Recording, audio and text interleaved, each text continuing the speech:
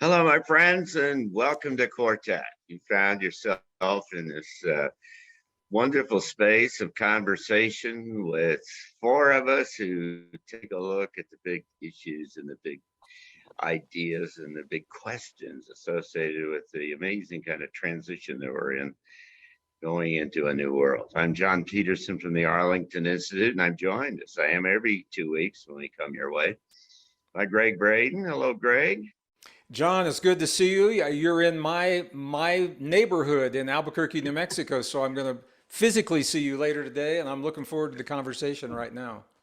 Yeah, I'm down at the Tesla Tech conference here in Albuquerque. Penny Kelly, hello, Penny Kelly. Hi there, John. It is good to see you. I am jealous that you are at the Tesla Tech conference. Wish I was there. Oh, yeah, it's nice. I got sat by the pool a little bit yesterday. And Kingsley Dennis from England. Hello, my friend. Hello, John. Good to see you all. Greetings from a very sunny heatwave UK with Hosepipe Band. Whoa. Well, it's great to have you all with us. And for those of you who are viewers today, we come to you every 2 weeks like this from the Arlington Institute. And usually we're located in Berkeley Springs, West Virginia. So our theme today is a kind of a different, different from what we usually do. We often talk about kind of big issues associated with, again, this transition and aspects and kind of more tangible things. But today we're going to set this up a little differently because this is an interesting, should we say, at the least, kind of topic. A number of years ago, I was approached by a friend who was in a position to make such an offer, and he offered and said, I've selected you among and 3 other people, and I have contact with this particular kind of alien group, and we're going to, if you're interested, we're going to come and pick you up at a certain time and place. The ship will come down, and you get on the ship, and we will go off, and we will have conversations about humanity, the meeting of the next steps in the evolution of humanity and alien races. Now, as you might imagine, I did that. I accepted that. And I went up and stood in a field waiting for him to show up with a number of my friends who wanted to take pictures, of course. And but for, reasons came up for why it didn't work. And we tried it again another time and it didn't work. And so who knows? But in any case, it raised the interesting kind of question about what would you say to an alien, right? Now, we're not talking about getting kind of lifted out of your car as you're driving down the road and getting surprised and all of this thing. But the question is, or the issue is, what if this was planned? What if you were part of the initial group, the diplomatic kind of fact-finding group or something like that, that was... and you had the choice and the opportunity to, do some initial kinds of conversations with an alien group that obviously was reaching out and wanted to make contact in some kind of way. Now, it's an interesting kind of question, to say the least, because you don't want to screw this one up, right? I mean, you kind of get one chance, maybe. It's an understatement to suggest that it's a big deal in kind of historical kind of terms. I mean, this is big, wow. It's kind of like, better think about this one. Don't do this one. Just like, hi, hey, hi, how are you? Nice to see you kind of stuff. And so I thought it would be interesting if this time we spend our time talking a little bit about kind of what the implications, how you'd approach this, how you'd think about this, what the implications might be, what's the likely kind of response, how would and so on about how do you, what would you say to an alien? A couple things I would say, and a couple things I would share. First of all, most conversation with people from other places in the cosmos are not about chat. The second thing that I would ask is, do you have any news from back home? So there's this whole different way that I look at that whole question, maybe than other people would. And and if it's somebody that I don't recognize, the first thing that you do typically is ask, where are you from? And you try to find a common language, and that language is the language of all the symbols that we have in our Western civilization. You could send a picture of the White House to indicate this is our government. You could send a picture of a pen or of a cup or coffee or of a bicycle or a car. All of those symbols are indicative of experience within a reality system.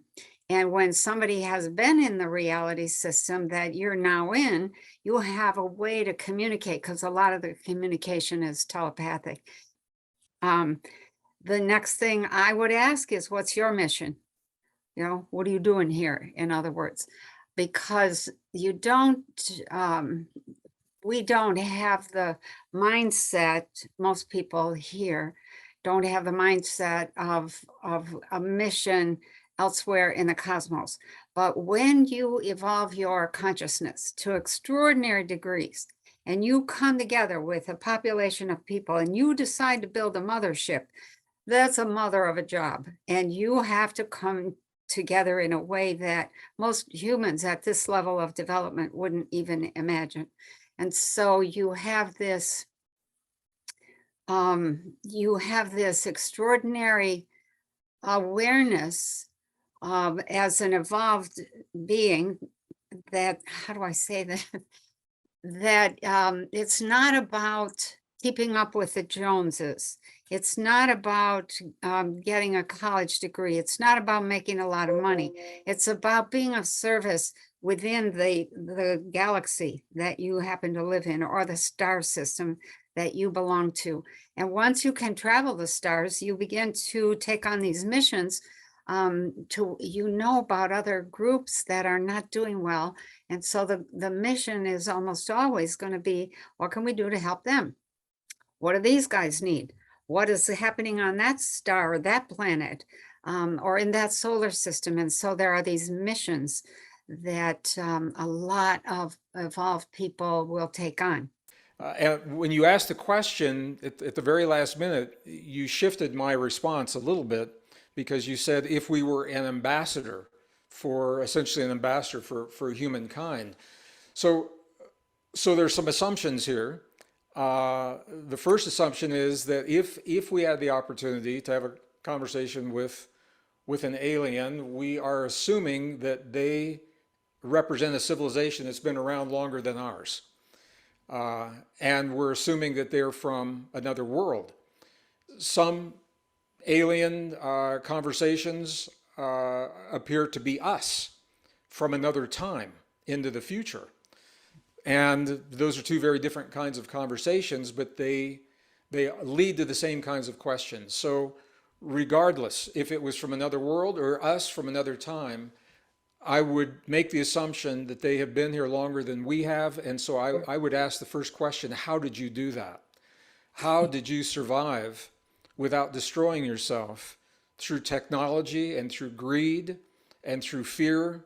What is it that you learned about yourselves that allowed you to transcend the frailties that are on the horizon for us that hold the potential to end our civilization? And I think that kind of question for all of humanity, I think it's something that we could all benefit from. Maybe they chose a technological path that we are on the precipice of choosing, or maybe they chose a hybrid path where they embraced some technologies, but they had rules around how those technologies were used based upon the values that they cherished as a species. So I would ask those kinds of questions as an ambassador, as a representative for humankind on a personal level. I would have a little bit different kind of question that I would ask, and assuming that they have been around for a much longer time, I would ask them how this all began, what they know about our origin, what they know about the nature of reality, the meaning of creation. And it's very possible that they would answer me by saying, we don't know because it's always been here. And we're searching just like you are. That's a possibility. Or it could be that they have gained insights into the nature of reality and our origin on a spiritual and a philosophical level that would actually spill over into values and into technology. I would be wanting to connect with them on what makes us similar, not what makes us different. Because, so far, the human race has done a very good job of working itself through their differences. And that's created such a splintered civilization and splintered psychology and splintered spiritual expression. And since we're all physical manifestations from source, basically then we are connected, we are similar, we are brothers and sisters. So I'd want to find out what their perception and understanding is of our origin story or our creation story, as Gregg pointed out. I would want to ask them how they understand cosmic laws, the laws that are fixed for them, how they operate, and do we have a correct understanding of that? So, I'd want to kind of get an understanding on that level. And then also, I'd want to know about their process of how they evolved. And again, this is the question that Gregg brought up, like to get to that level of advanced being and the state of their technology, they would most likely had to have passed through several thresholds or potential tipping points. And maybe they did have a down tipping point where they had to kind of start over again. So I would want to know, how did you manage to get here? What did you learn from that we can learn from you? And what are we doing wrong and what's necessary to pass those thresholds?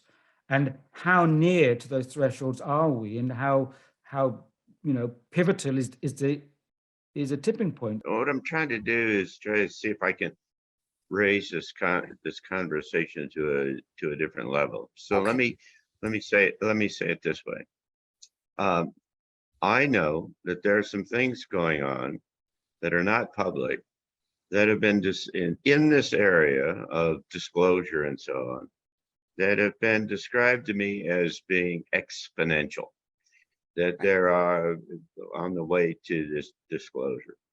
And that then starts, so for me, in the context of what we're trying to talk a little bit about here today, is there is a point out here in the not too distant future when there is going to be an official delegation.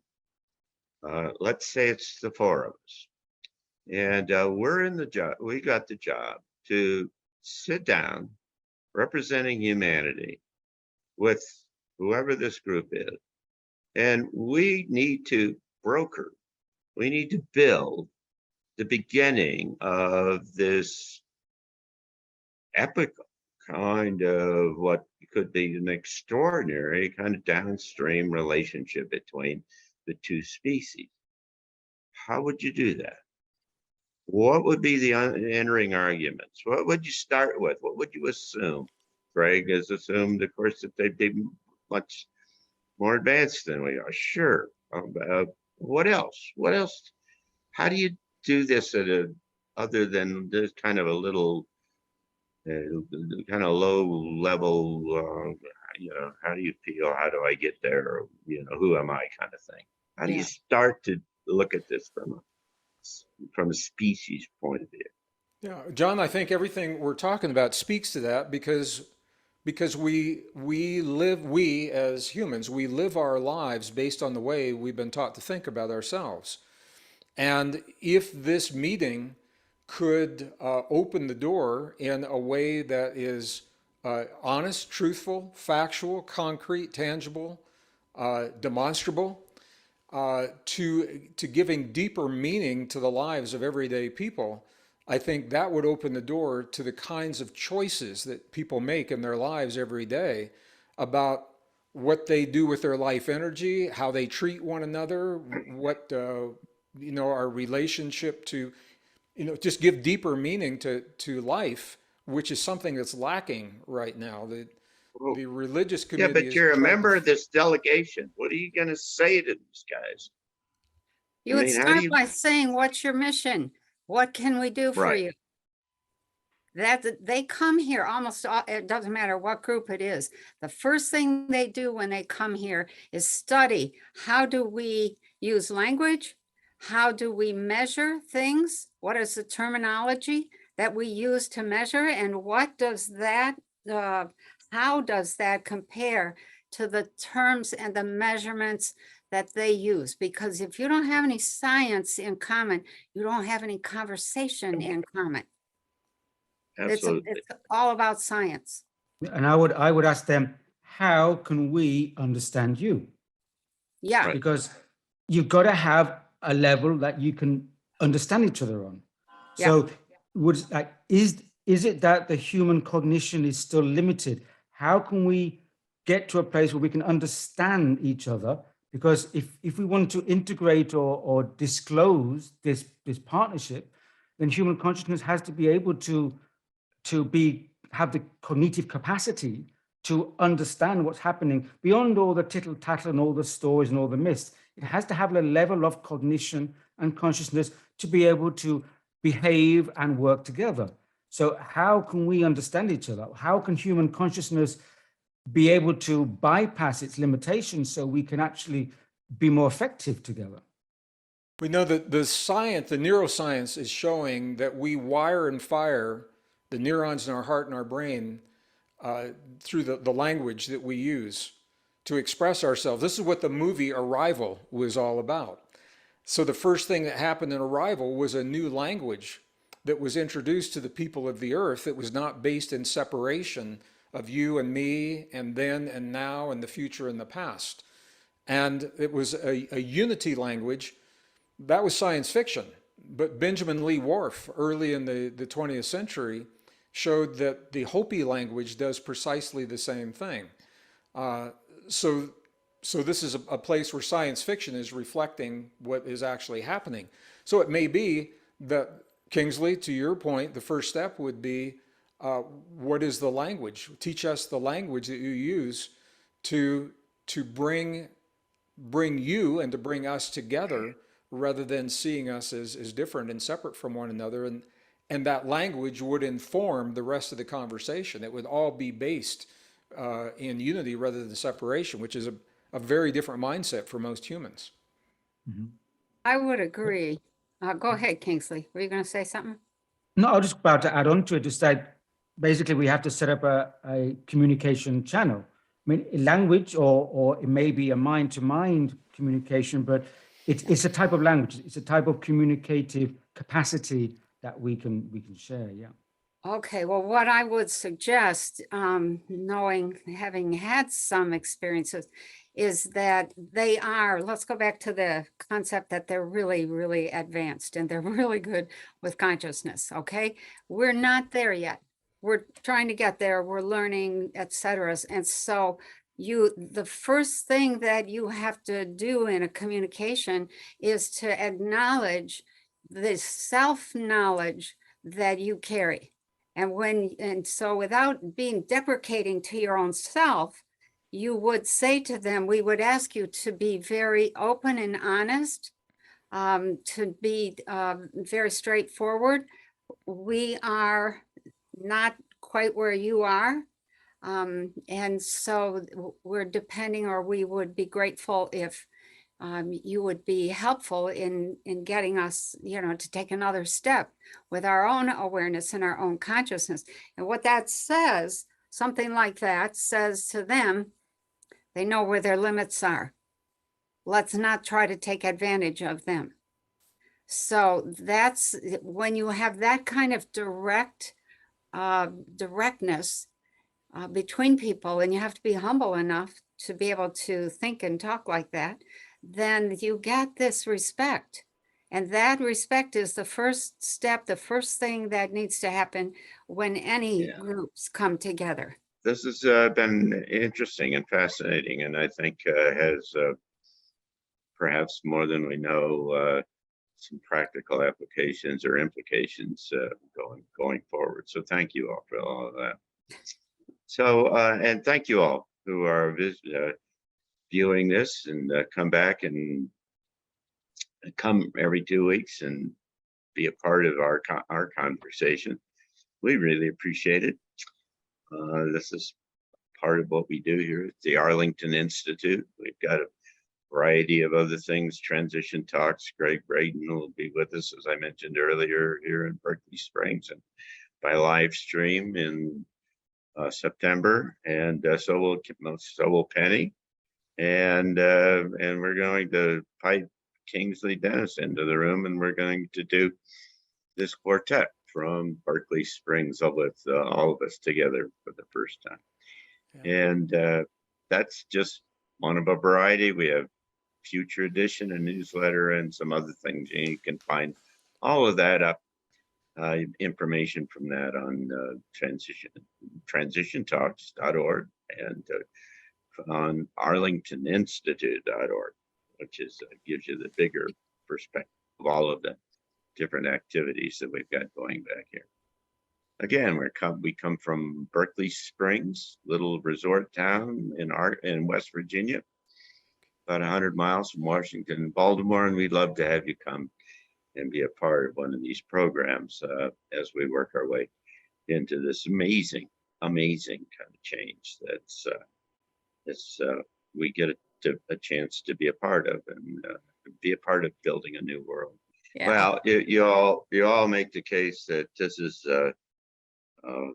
we're on an exponential, a rising kind of trend here toward kind of uncertainty and instability in one way or another, as all of the forces who are in play are throwing everything they can against the wall to see what'll stick. And always remembering, at least in this country, that there's an election at the 1st of November, and there are any of a variety of kind of possibilities of things that could happen between now and then. David Martin was our last speaker at Transition Talks and raised the distinct and interesting possibility of an EMP blast that would, obviously eliminate the election. And he thought it would maybe be in October, or at least that they were planning it. And so anyway, it's a time of great and interesting uncertainty, and what we all need to do is keep in mind that there's a light at the end of this tunnel. There's a new world down that we're going to, and we're just going through the birthing process, I think. So thank you all and the panel for being with us. It's always fun to get together with the three of you, and thank you that all of you who visit us and listen to us chat like this. And we'll be back in a couple of weeks, and we hope that you'll come back to Quartet. Thank you so much, and take care, and we'll see you all. Thank you so much, Bye. everyone. Yep. Thank you all. Thank you. Look forward to our next. Yeah. Have a great 2 weeks.